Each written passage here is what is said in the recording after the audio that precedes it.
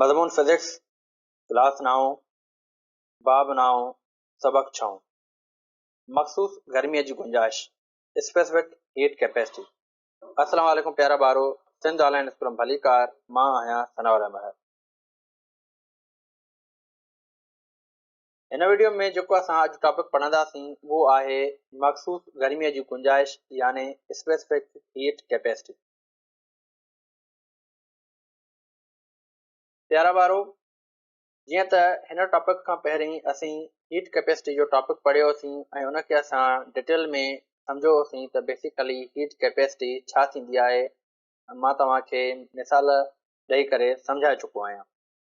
ठीकु आहे, तो उन सां तालुक़ु रखंदड़ ही असांजो ॿियो टॉपिक आहे जेको आहे स्पेसिफिक हीट कैपेसिटी, यानी असांजो टॉपिक साॻियो ई आहे, सिर्फ़ु हिते हिकु लफ़्ज़ जो वाधारो आहे जेको आहे स्पेसिफिक यानी मखसूस।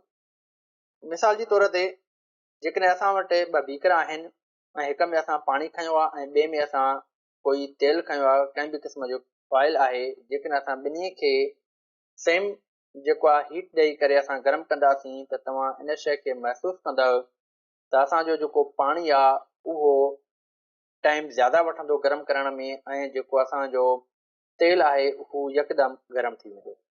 प्यारा ॿारो, जीअं त मां तव्हांखे पहिरें लेक्चर में सम्झायो आहियां त हर हिकु मटीरियल जी पंहिंजी हीट एब्ज़ॉर्ब करण जी प्रॉपर्टी थींदी आहे, सलाहियत थींदी आहे त हू केतिरी जेको आहे त हू हीट जेको आहे एब्ज़ॉर्ब करे थो। ठीकु आहे, तो अगरि जेकॾहिं असां हीट जी ॻाल्हि कयूं प्यारा ॿारो, त हीट जेका आहे उहा छा थींदी, increase in temperature due to heat absorbed by the material. ठीकु आहे, त जॾहिं असां टेम्परेचर वधाईंदासीं त छा थींदो, उहो ऑब्जेक्ट जेको आहे ओतिरी हीट जेको आहे एब्ज़ॉर्ब कंदो, या खणी असां ईअं चऊं त जेतिरी असां हीट ॾींदासीं ओतिरो जेको आहे हू उनजो टेम्परेचर जेको आहे इनक्रीज थींदो। छाजे करे त हू जेतिरी हीट एब्ज़ॉर्ब कंदो वेंदो ओतिरो टेम्परेचर उन मटीरियल जो इनक्रीज थींदो। तो अहिड़े नमूने सां जेकॾहिं असां हाणे हिते स्पेसिफिक हीट कैपेसिटी जी डेफिनेशन खे ॾिसूं त डेफिनेशन में चवे थो amount of heat required to raise the temperature of 1 kg of a substance through 1 centigrade or 1 Kelvin is called specific heat capacity। तो प्यारा ॿारो, बेसिकली हिन जी डेफिनेशन में चवे थो त अमाउंट असांखे हीट जो एतिरो रिक्वायर्ड हुजे जॾहिं असां कंहिं 1 kg मटीरियल या 1 kg सबस्टेंस जेको आहे उनजो असां 1 केल्विन या 1 जेको आहे सेंटीग्रेड जेको आहे असां टेम्परेचर इंक्रीज करायूं, उन 1 डिग्री जेको आहे टेम्परेचर जेको इंक्रीज थिए थो, उन इंक्रीज करण जे लाइ जेका असांखे हीट रिक्वायर्ड आहे उनखे असां चऊं था स्पेसिफिक हीट कैपेसिटी।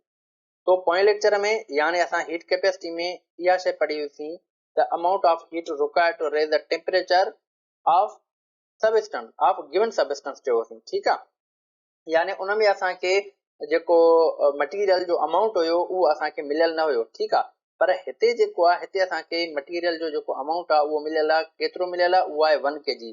यानी असां वटि कोई बि मटीरियल आहे, कोई बि सबस्टेंस आहे, उहो असां वटि घणो आहे अमाउंट उनजो 1 kg। ठीकु आहे, हाणे जॾहिं 1 kg असांखे अमाउंट मिलियल आहे त पोइ उन 1 kg में असां एतिरी हीट ॾियूं जो उन 1 kg सबस्टेंस जो जेको टेम्परेचर आहे जस्ट 1 डिग्री इंक्रीज थिए।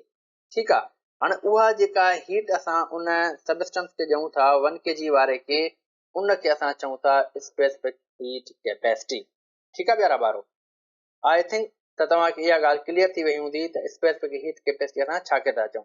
हीट कैपेसिटी में असांखे अमाउंट कंहिं बि मटीरियल जो मिलियल न आहे, पर स्पेसिफिक हीट में असांखे अमाउंट छा आहे, रिक्वायर्ड आहे, मिलियल आहे। ठीकु आहे, तो उन खां बाद में जीअं त असांखे ख़बर आहे त increase in temperature is proportional to the amount of heat absorb, यानी जेतिरो असां कंहिं बि सबस्टेंस खे हीट ॾींदासीं त उन में छा थींदो, ओतिरो उन सबस्टेंस में जेको आहे टेम्परेचर इंक्रीज थींदो। ठीकु आहे, तो असां हिनखे हिन तरीक़े सां लिखी सघूं था त change in Q is directly proportional to the change in temperature. ठीकु आहे, जहिड़े नमूने सां असां प्रीवियस लेक्चर में हिन जे बारे में डिस्कस करे आया आहियूं। ठीकु आहे, त जेतिरी असां हीट चेंज कंदासीं ओतिरो छा थींदो, उन जेको आहे त मटीरियल जो टेम्परेचर चेंज थींदो।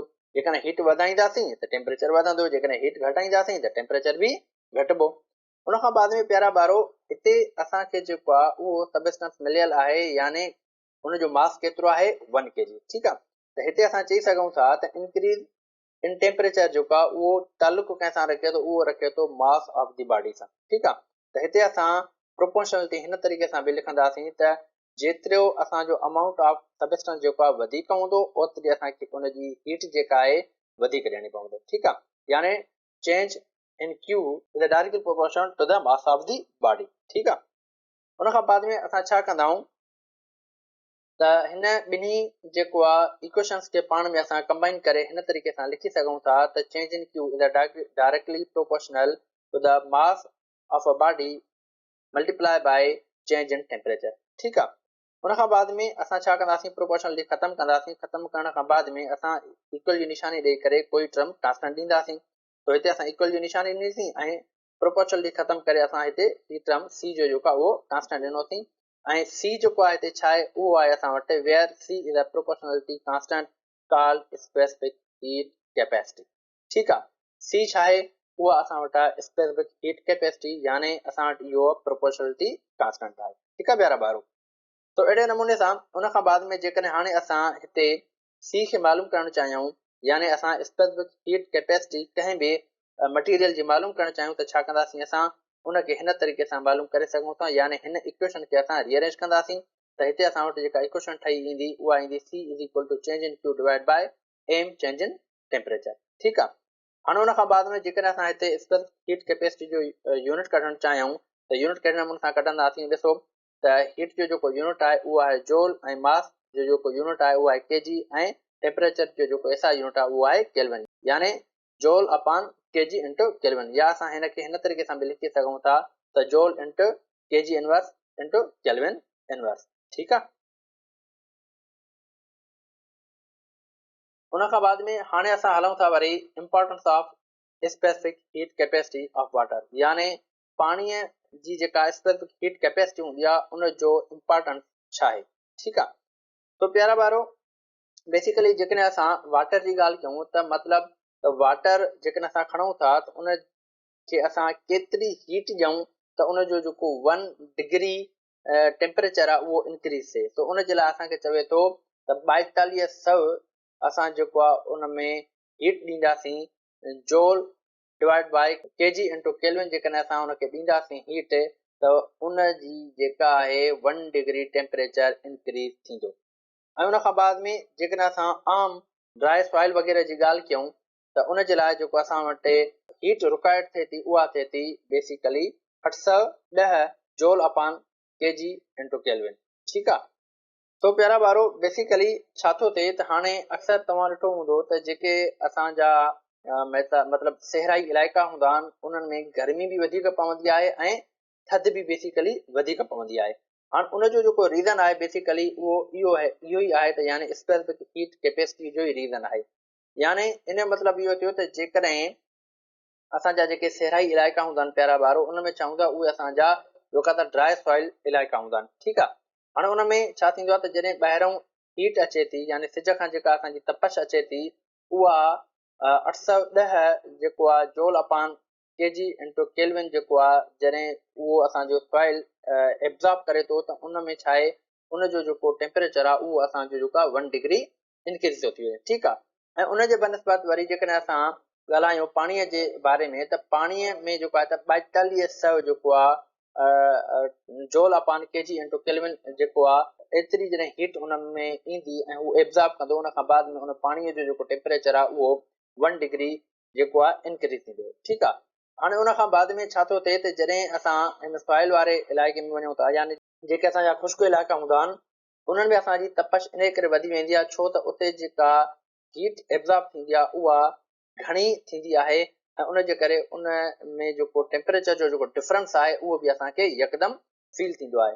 उन खां बाद में जेकॾहिं असां पाणीअ वारे इलाइक़नि जी ॻाल्हि, जीअं असांजो कराची थी वियो, ठीकु आहे, हैदराबाद थी वियो, ठीकु आहे, इहे असांजा छा आहिनि पाणीअ जे वेझा यानी समुंड जे वेझा इलाइक़ा आहिनि। ठीकु आहे, हाणे इन्हनि जो जेको टेम्परेचर आहे उहो यकदमि एतिरो चेंज न थींदो आहे। ठीकु आहे, उहो छाजे करे, उहो बेसिकली इन जे करे यानी स्पेसिफिक हीट कैपेसिटी जे करे। ठीकु आहे, त छा थींदो त हाणे उनजे सराउंडिंग में जेको आहे छा आहे, पाणी इलाही आहे ऐं उन खां पोइ छा आहे त जॾहिं ॿाहिरीं हीट जेको आहे उन में वञे थी ऐं उहा एब्ज़ॉर्ब थी थिए, त एब्ज़ॉर्ब थियण खां बाद में जॾहिं उहा हीट एब्ज़ॉर्ब थींदी 4200 joule upon KG into kelvin तॾहिं जेको आहे 1 डिग्री असांजो टेम्परेचर जेको आहे इंक्रीज थींदो। ठीकु आहे। ऐं हीअ जेका हीट आहे उहा तमामु घणी आहे ऐं हीअ जेका हीट आहे यानी 810 इहा तमामु थोरी आहे। ठीकु आहे। यानी इन जी क्वांटिटी थोरी आहे। थोरी हीट ते टेम्परेचर हिते इंक्रीज ज़्यादा थींदो ऐं हिते घणी हीट ते जेको आहे टेम्परेचर इंक्रीज असांजो घटि थींदो। ठीकु आहे।